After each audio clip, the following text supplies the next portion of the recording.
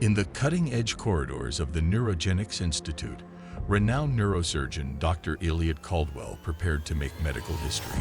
He was about to perform the world's first successful human head transplant, a procedure that promised to revolutionize medicine and challenge the very essence of life and death.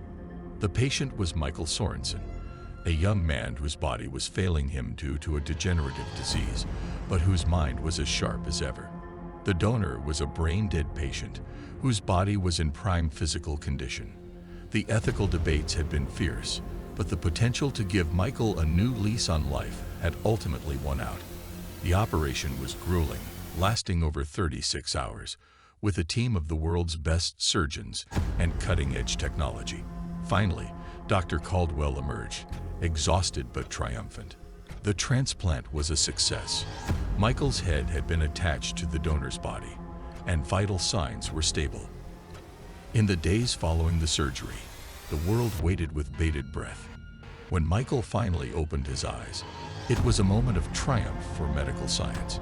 He recognized his family, spoke with Dr. Caldwell, and seemed to be adapting well to his new body. But soon, things began to change. Michael became increasingly agitated, complaining of strange, vivid dreams and excruciating headaches. He spoke of hearing voices, not human, but something else, something sinister. He claimed they were coming from his new body. Dr. Caldwell and his team were baffled. All tests showed that Michael's brain was functioning normally, and there was no physical reason for his distress. Psychologists suggested that the trauma of the surgery and the adjustment to his new body might be causing these psychological symptoms. As days passed, Michael's condition worsened.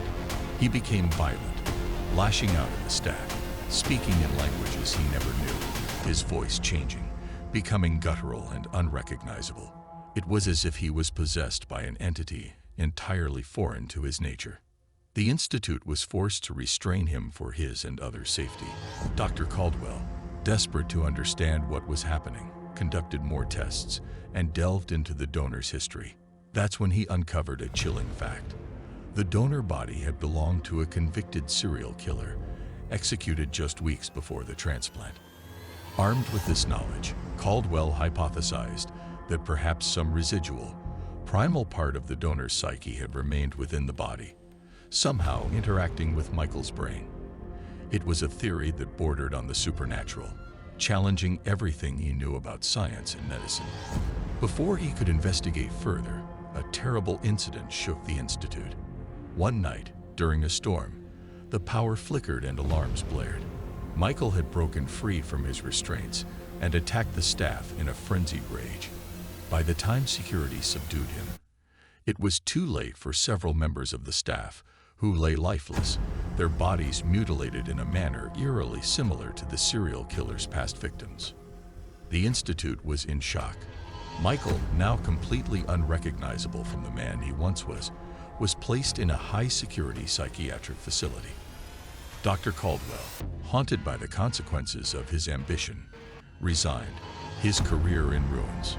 The story ends with the chilling realization that in pushing the boundaries of science, Dr. Caldwell had inadvertently unleashed a horror beyond comprehension, blurring the lines between life and death, mind and body.